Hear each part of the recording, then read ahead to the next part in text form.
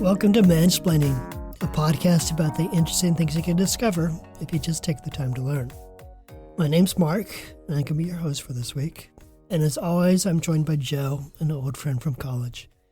Together, we'll explore what's on our minds and hopefully figure out a thing or two about a thing or two. Joe, you and I have something in common that we did not have in common the last time we spoke. Can you guess what it might be? No. What is it? Well, as our listeners do not know, I and my wife were traveling the last 2 weeks. We were celebrating our 20th anniversary, so to mark that momentous occasion, we went to Provence in East France and had a lovely time traveling around. But when I came back, I was feeling a little under the weather, and I tested myself, and I was COVID positive. Oh, boy. So until now, I was proudly, happily COVID-free. I'd never been a COVID positive person, but currently in this moment, as I speak to you today, I am COVID positive. Oh, geez. And of course, we have to blame the French for this, right? Some nasty Frenchman gave you this COVID. Clearly. Yeah, I find it easy to blame the French in many circumstances, but this one seems obvious. Like, very definitely they gave me COVID. So, yeah. Come on, France. Do better. Yeah, and this is why I still call them freedom fries. Yes, yeah. Well, there's no easy segue from freedom fries to our topic today, so I would just hop into it. One of the top things on my mind this year that's been just occupying a big portion of my consciousness has been artificial intelligence, because professionally I'm a communicator. I make my living through words. And suddenly it seemed like there might be a machine that would challenge me for supremacy within the word space. And in fact, some employers have already laid off writers because they feel like GPT-4 will just take that and do it for free. And part of the conversation, as I've been keeping abreast of these things, is the term intelligence, which keeps popping up and being used fairly loosely, I thought. Yeah. And it occurs to me that intelligence is one of those words that we use all the time, but we never really think about what it means. And so I thought this sounds like a perfect topic for mansplaining. So I asked you a simple, but I'm sure complex question, which comes in two parts, which is, what is intelligence, and is it something that a machine can possess? So, what did you find? Thanks for the question. Your questions are always thought-provoking, Mark. But I have to say, having been around me all these years, do you really need to ask the question, what is intelligence? Well, then I'd have to ask the question, what is Joe? And I don't feel like I have an answer to that question either. So, don't I just exude it? You exude a certain Joe-ness. I will accept that. All right. Well, since most of our listeners don't have the benefit of knowing me personally, I think it probably makes sense to start with some definitions of intelligence. Here's a few potentially relevant ones from my trusty Merriam-Webster's Collegiate Dictionary.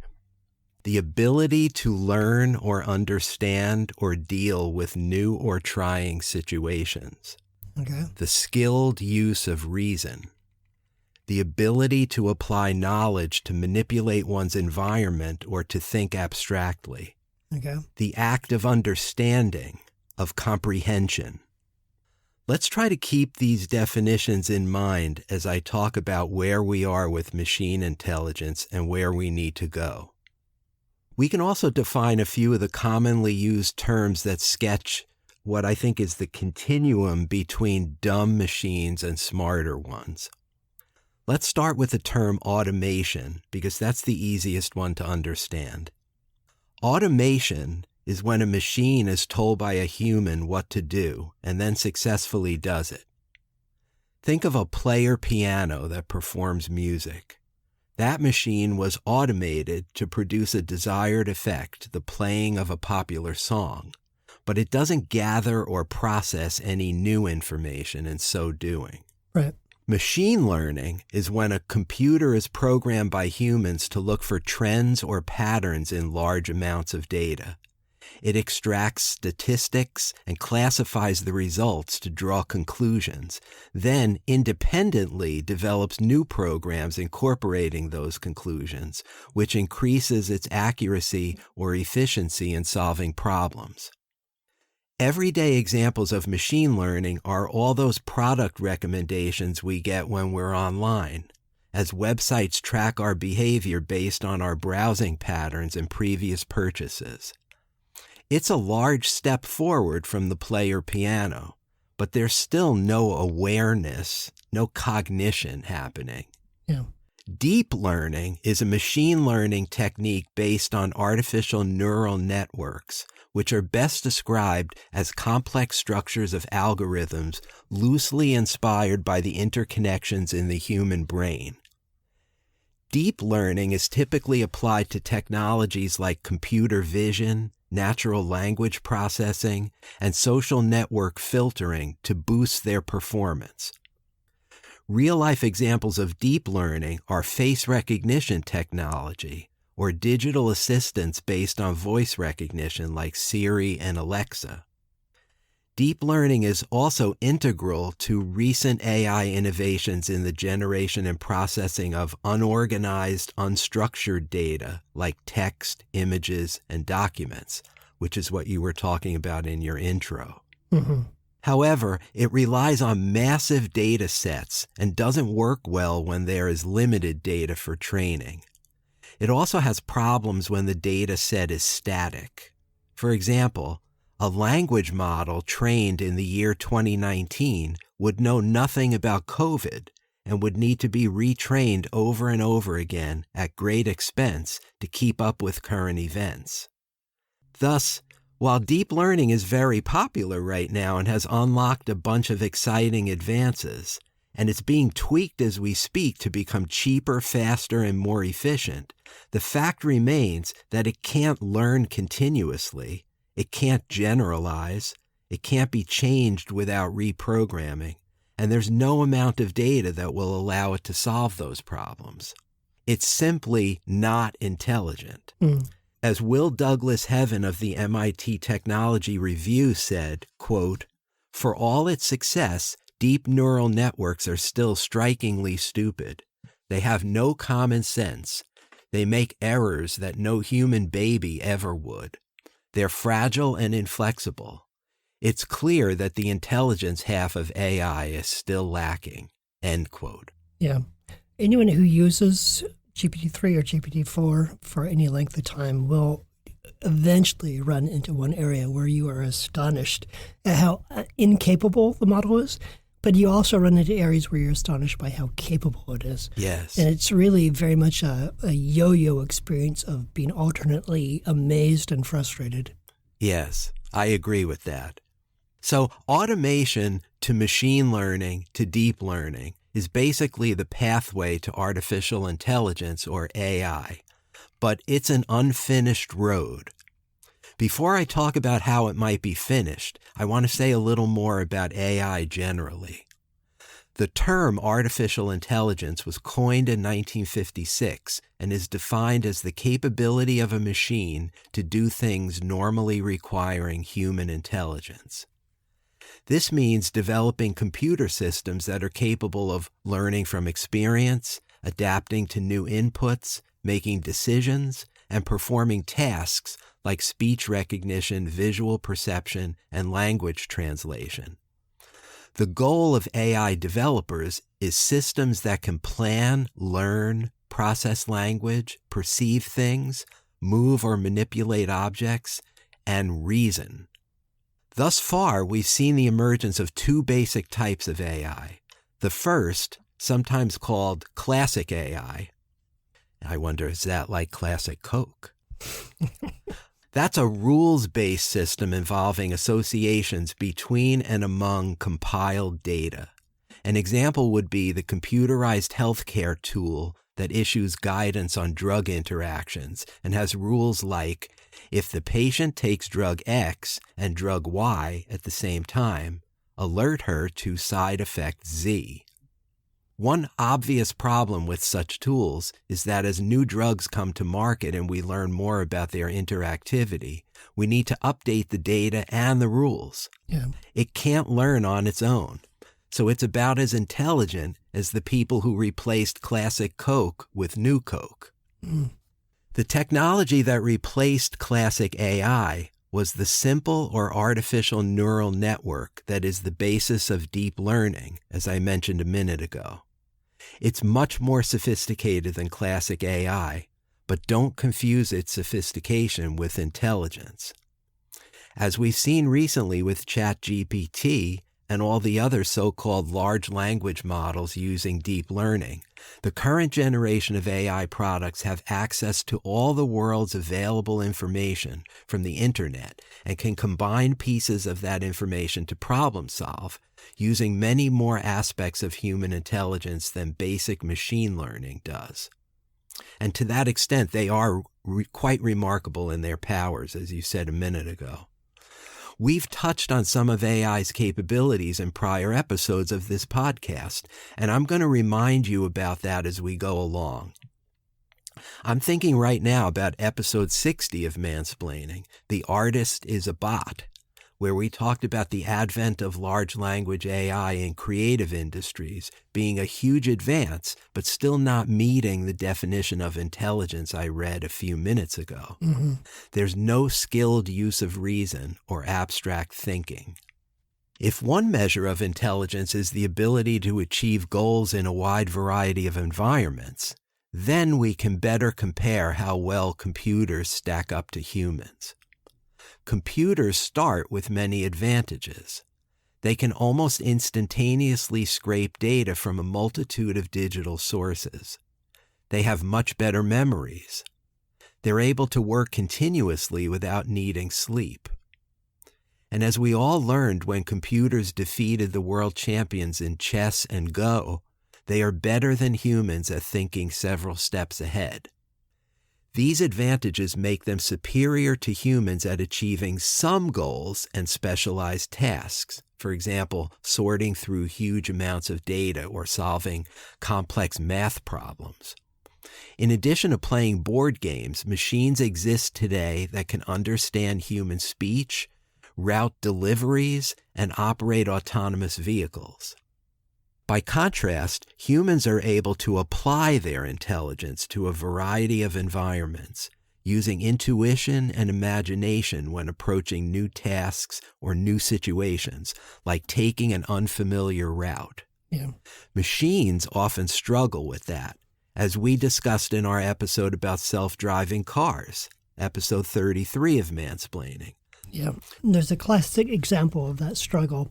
That you can have an AI system that is trained to recognize photographs of cats, but if you put the cat in a costume, the system has no idea what to do with that information. Yeah. A child would look at that and see a cat in a costume, but the machine sees a completely different creature. Yeah. So it has trouble making leaps that are easy for human beings. Yeah, very true.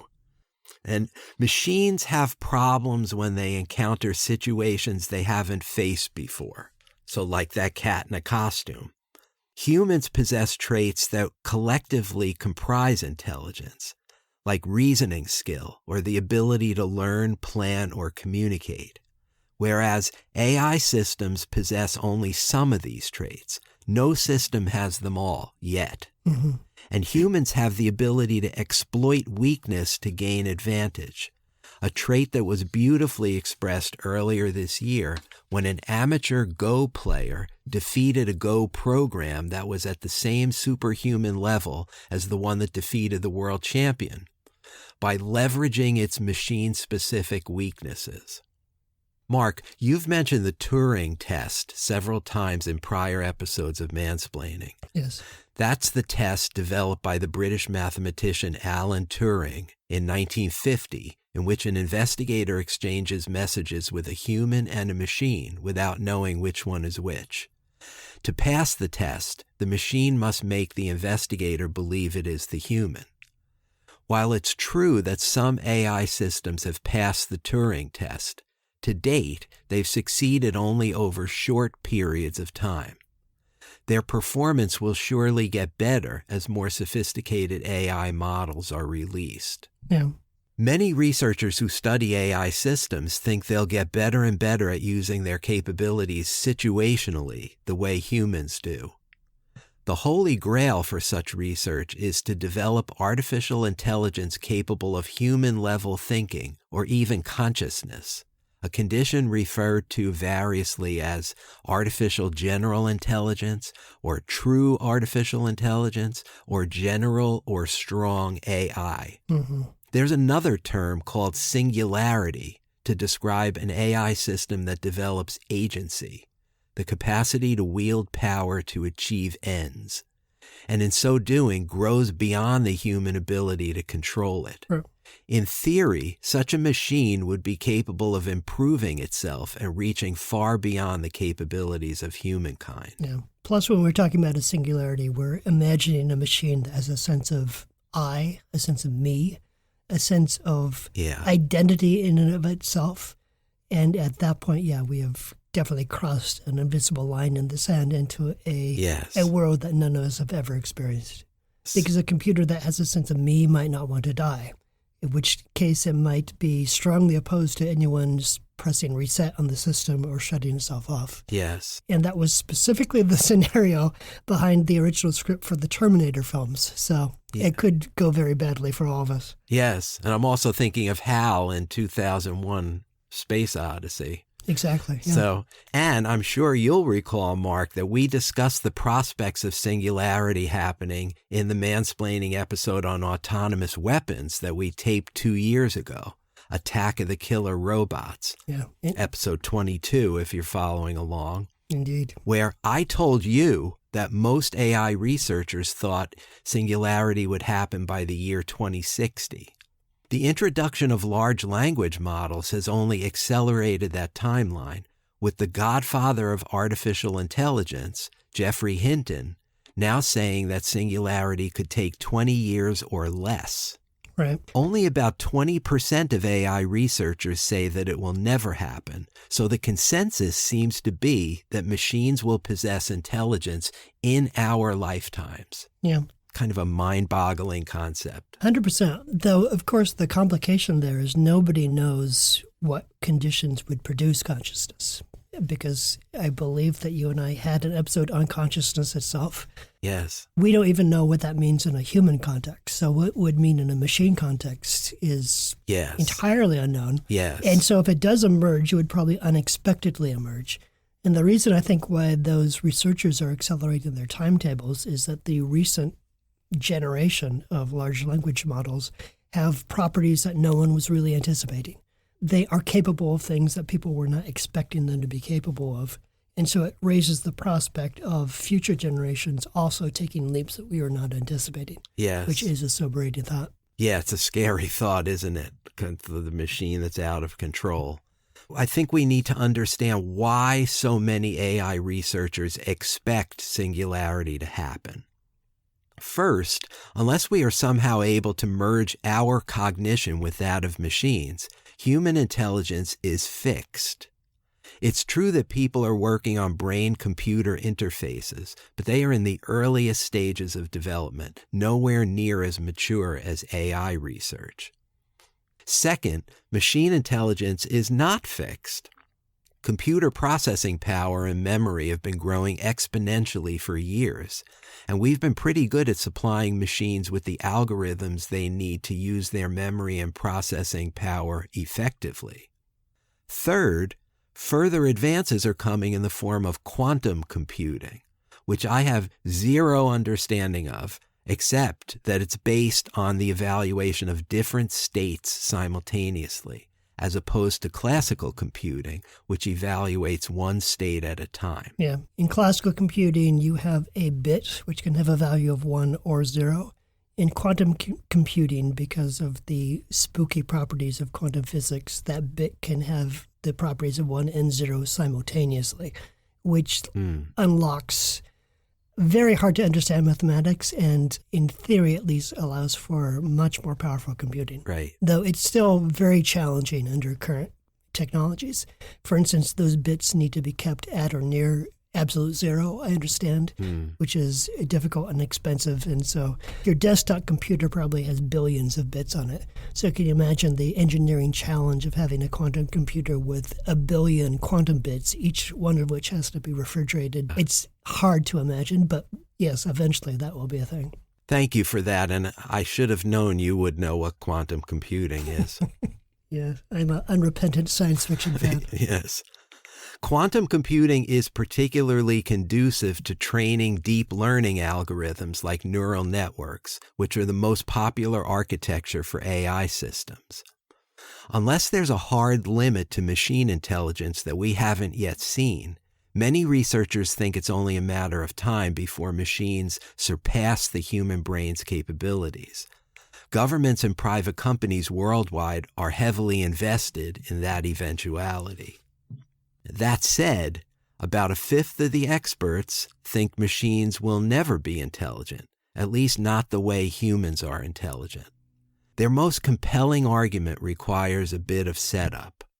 The Church-Turing hypothesis posits that given infinite memory and time, it's theoretically possible to successfully model any computational engine, like the human brain, with a machine. Most computer scientists believe it will take far less than infinite memory and time to achieve success. Indeed, the foundational assumption of AI from its inception as an academic discipline in the 1950s was that human intelligence, quote, can be so precisely described that a machine can be made to simulate it, end quote. So the rebuttal by the naysayers is basically, can it really? Yeah. Can human intelligence be precisely described? The skeptics think singularity is unprovable because we don't understand the brain enough to be sure of its full array of capabilities in the first place. As one article put it, quote, the human brain is estimated to have more computational power than the best supercomputers, and we don't precisely know the computational capacity of the human brain yet, end quote. Recent advances in AI make the case for the skeptics. The ChatGPT large language model that generated so much publicity since its launch last November is notoriously error-prone and lacks anything resembling logical understanding. One writer I read for my research on this episode likened the current situation to a 2017 Twitter post of machines playing soccer. I'm going to post the 30-second video of that debacle to our Facebook page because it gave me a good laugh and it illustrates how far we are still from truly intelligent machines. Yeah. I encourage you to watch that 30-second clip, Mark. You'll get a nice laugh from it. Okay. But putting aside all the predictions about whether and when we will reach singularity, I think the more relevant question is what will it take to get there? As I mentioned, we've had two paradigms for AI thus far, classic rules-based AI and the artificial neural networks that are in vogue now. Where do we go from here? We go back to the human brain, that's where, because it's the only system that everyone agrees is intelligent. There are neuroscientists and deep learning researchers studying precisely how our brains are intelligent in the way I defined that term at the beginning of this episode. Their aim is not to recreate the neocortex, the higher part of the brain that separates us from other living creatures, but to determine what core properties of the brain constitute an intelligent system, and then how to model that biological intelligence in a machine. The intelligent machines we design will need to learn continuously without forgetting prior knowledge, much like our brains learn new patterns by forming synapses that don't inhibit previously learned synapses. They will need to generalize by extrapolating from already learned knowledge to respond quickly and correctly to new situations. They will need to be capable of learning not just by memorization of rules, but also through exploration and movement, much like we learn how to drive a car by actually driving it, or we learn the features of a new app on our phones by pressing on them. Only by equipping them with those organic capabilities will we be able to build machines that can truly learn anything, as opposed to merely performing one or more tasks well. When we do that, we will have finished the unfinished road to singularity that I referenced before. Jeff Hawkins, founder of the biotech company Numenta, is a neuroscientist who's been thinking about a third paradigm for AI rooted in a biological neural network. Hawkins' intuition is that the quickest way to get truly intelligent AI, the roadmap, if you will, is to truly understand how the brain works. He thinks we haven't really started to build artificial intelligence yet because AI requires an internal model of the world, and we haven't been using an accurate model. For one thing, the human brain is a sensory motor system, meaning that humans have to move in order to learn. Our brains consume data not statically, but at locations. AI systems don't move. Hawkins calls his central idea the thousand brains theory of intelligence, and it goes something like this. Every part of the neocortex is a complete learning system that Hawkins calls a column. There are 150,000 columns in the neocortex, and they communicate with each other. Rather than learning just one model of a concept or object, the brain builds many models using various inputs. All the models contribute their neurosensory data and together reach consensus on what they're sensing. And that consensus is what we perceive. Hawkins uses a simple real-world example to illustrate his theory, and I'm going to quote it here at length. I quote, "Imagine touching a coffee cup with one finger. As you move your finger over the cup, you sense different parts of it. You might feel the lip, then the curve of the handle, then the flatness of the bottom. Each sensation you receive is processed relative to its location on the cup. The curved handle of the mug is always in the same relative position. At one moment it might be on your left and another moment on your right, but it is always in the same location on the cup. If you were asked to reach into a box and identify this object by touching it with one finger, you probably couldn't with a single touch. But if you continued to move your finger over the object, you would integrate more sensory features from different locations until you recognized with certainty that the only object containing this set of features at these locations is the coffee cup. Now, imagine the same mug, but this time you grasp it with multiple fingers at the same time. Whereas before you had to move your finger to recognize the cup, now you might be able to recognize it with a single grasp. The columns associated with each finger don't have enough information on their own to identify the cup, but connections between columns allow them to reach the correct answer more quickly. In effect, the columns vote as to what the most likely object is, and it quickly settle on cup. The same process occurs across senses, so cortical columns that process visual input can communicate with columns processing touch." End quote. In other words, Mark, your brain is essentially thousands of mini-brains working simultaneously. If indeed brains are organized this way, it raises an obvious question. Is this the way to build intelligent machines? It's a profoundly different model than the one used by artificial neural networks, which work on a hierarchical model, often with more than 100 levels. As I've pointed out, such networks are excellent at things like generating text or classifying images, but they don't have the flexibility of human intelligence, and they're not capable of generalizing by applying knowledge gained in one area to different types of problems. After hearing Hawkins talk about what's missing from those networks, it's easy to understand why they don't replicate intelligence. Hawkins claims to have figured out most of the roadmap to machine intelligence, and his company Numenta has already started grafting some of its biologically derived innovations, like a better neuron model, onto existing artificial neural networks so that they're capable of continuous learning. In spearheading the necessary transition from an artificial to a biological neural network, Hawkins is bullish about the chances of reaching singularity and even machine consciousness. Interestingly, He also thinks the purpose of humankind is to propagate knowledge as opposed to genes.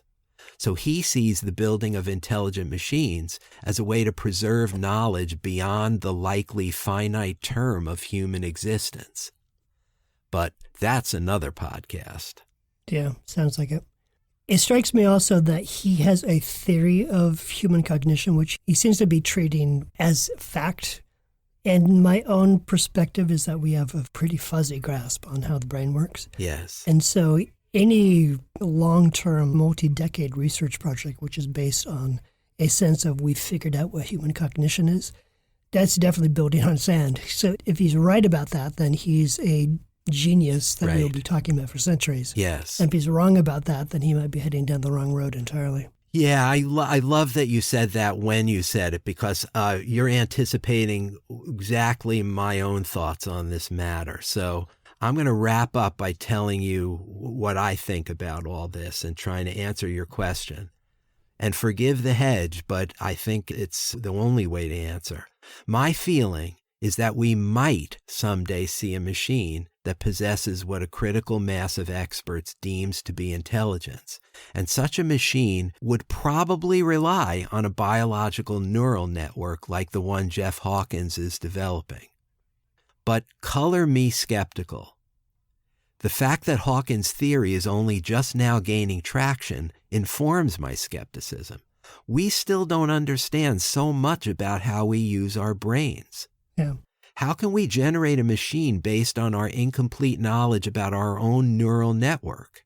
How can we render judgment on the intelligence of machines if we don't yet truly know our own intelligence, the full capabilities of that remarkable organ that sits inside our craniums? And is that even knowable? I'm not sure. What do you think? I think I agree with you. First off, I think it's kind of shocking at this stage of our technological development that we still have so little self-understanding in terms of the biological machine which we're using to create all this knowledge. Like, agreed. Maybe on some philosophical level, there's something to be said about the danger of studying the mind with the mind itself without the benefit of a mirror. It's kind of like trying to see your own face. Yes. And I wonder if this is just an inherent flaw within artificial intelligence research at all, which is that we keep trying to base it on a model of the human brain that we don't understand, and whether it might actually be more fruitful to develop a machine intelligence that, frankly, it has nothing to do with human intelligence and is very specific to machines. And so you would end up with something which is less like HAL and less likely to be able to mimic human cognition, but it might be much better at being a machine intelligence than something that we try to base off of a sense of how our own brains operate. Yeah, I mean, that's interesting. I guess my thought is we didn't know what DNA was until we knew what DNA was. So Sure. that the time will come probably someday when we know enough about the internal modeling of the human brain to be able to replicate it in a machine. And what I was really taken with what Jeff Hawkins was saying, he's a very charismatic, interesting speaker, but it just seems like the only way that with our flawed minds we could possibly pull off machine intelligence is to model it after our own brains. I think what struck me the most about the recent edition of large language models is the extent to which things have emerged that were not necessarily anticipated. And one thing that just blew my mind recently is that someone mentioned that you can translate languages with a large language model, and the model was not trained to translate those languages. That capability emerged once it had the data set to munge. And one fascinating project I was reading about yesterday is an idea of translating animal speech with large language models. Wow. And that is based on the premise that the model does not need to understand the language in order to translate it. And that's mind-blowing. Yes. That we would possibly have a chat GPT that can translate whale song and tell us what the whales are saying. Yes. And would allow us then to speak to the whales, which is incredible. But also, it suggests to me that something like consciousness or true intelligence again, like we alluded to earlier, it feels like something that's more likely to emerge accidentally when the data set achieves critical mass, essentially. Yeah. Rather than something that we would go in and we would design it specifically. And so I think looking to the human brain for inspiration makes a total sense. Please, scientists, continue to do that. But I also think that the truly transformative things that are happening in that space might be side effects rather than project goals. Yeah.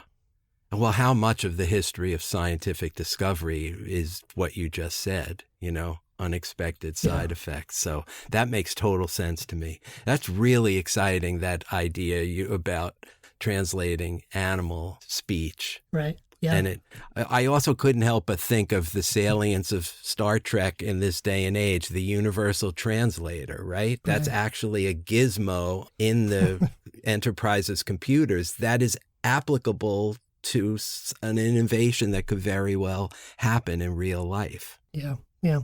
And imagine how transformative it would be if instead of just saying, please don't hunt whales to extinction, we could actually know what the whales are saying and we could have a conversation with them. And it would be, yes, it wouldn't be because we had translated whale language. It would be because we have this artificial intelligence as sort of a translator in between the two. Like, that would be incredible. That would be world-changing. Yes. And it would be based on a system that understands neither human nor whale intelligence, but is able, through statistical modeling, to mediate the two. Imagine Greenpeace or PETA being able to tell the whales to go a certain way to avoid the harpoons. Yeah, yeah.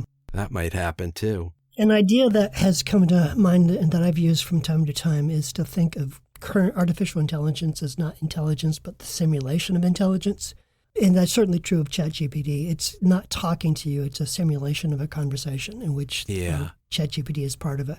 And I think an interesting question to ponder is at what point does a simulation of a phenomenon essentially become the phenomenon? When the simulation is good enough, then it doesn't really matter if it's a simulation anymore, does it? And I wonder if that's another way that we might arrive at true machine intelligence, is that it's never truly true, but the simulation of intelligence becomes so precise that for all intents and purposes, it's actually intelligent. That's interesting, too. Yeah. Yeah, well, you've clearly done some deep thinking about this subject, but I hope my cursory explanation made sense. And it sounds like we're in agreement that what we've got so far is not intelligence. And both of us are dubious in our own ways about whether we'll ever reach something that can be defined as true intelligence on behalf of a machine. Yeah. I'm both excited by the prospect of true machine intelligence because I think it could be transformative for so many problems that we're struggling with as a species. But I'm also happy that we haven't just suddenly arrived there. Yeah. Because I do think if we arrive there by stages, then we'll be in a much better position to deal with that. Yeah, right. Agreed. And will we even know when we get there? That's the other thing. Yeah. We're just humans. Yeah. Using some small percentage of our brains. Right. Well, I follow a Reddit group on ChatGPT, and there are regular posts there of people sharing something that they got from ChatGPT and saying, it's real intelligence.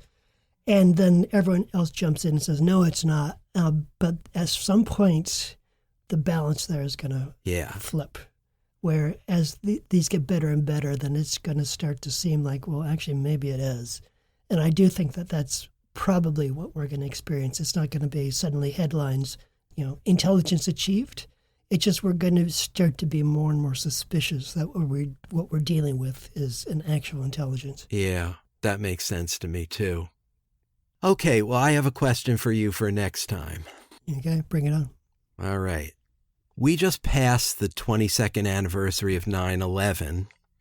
With its obligatory commemoration of all the heroes who died in the World Trade Center and the Pentagon, and the hero first responders who died trying to save them, and the heroes who died on Flight 93 in Shanksville, and the heroes who died of 9/11-related illnesses from breathing the toxic air at Ground Zero, and the heroes who brought Osama bin Laden to justice, etc., ad infinitum. Mm-hmm. When I hear this annual recitation, I'm reminded of a news article about another alleged hero that you forwarded to me and some of our other college friends years ago. Your argument then was that the word hero had become so overused and applied to so many inappropriate situations that it had been rendered almost meaningless. Mm-hmm. Do you remember that? I don't, but it sounds like me. So I'm going to take your word for it. Yes. Yes. I was hoping I still had that message in one of my email folders so I could present you with it, but no such luck. But that idea of yours really resonated with me. So here's my question to you. What makes a hero? Okay. Wow. You're asking this question of someone who got a PhD in Greek mythology. So I've been thinking about heroes for a very long time. Yes, I know that. So this will be a fun one for me to dig into. Thanks for that. Yeah, you are the guy to answer this question. Okay, so to our listeners, tune in 2 weeks to get my take on what makes a hero. But until then, that's it for this episode. If you have any thoughts on this episode or any comments, if you'd like to follow up on some of the sources that Joe consulted, you can find all of those things on our Facebook page. That's Mansplaining the Podcast. It's a great place to look up every one of the episodes we've done. We've posted about every episode with all of the sources that we follow. You can join the conversation there, or you can ask us a question. Yep. If you'd like to help spread the word about this podcast, you could hire a pilot to skyrate mansplaining across the sky, which maybe people will understand, or maybe they will think it's a message from God, and then that would go in a unexpected and possibly fatal direction. Yes. So probably better is to go to your podcast platform of choice. And so that could be Apple, could be Google, could be Spotify, could be Amazon. Go there, find us, give us a rating and review. Give us the star rating that you have in your heart next to mansplaining, and write a few words about what you like about the podcast. And all that said, I will still look toward the heavens to see if the Skyrider shows up. Yeah, because sooner or later, God has to have something to say about mansplaining the podcast. It's just a matter of time. God or some machine intelligence. Yes, and hopefully we'll be able to tell the difference.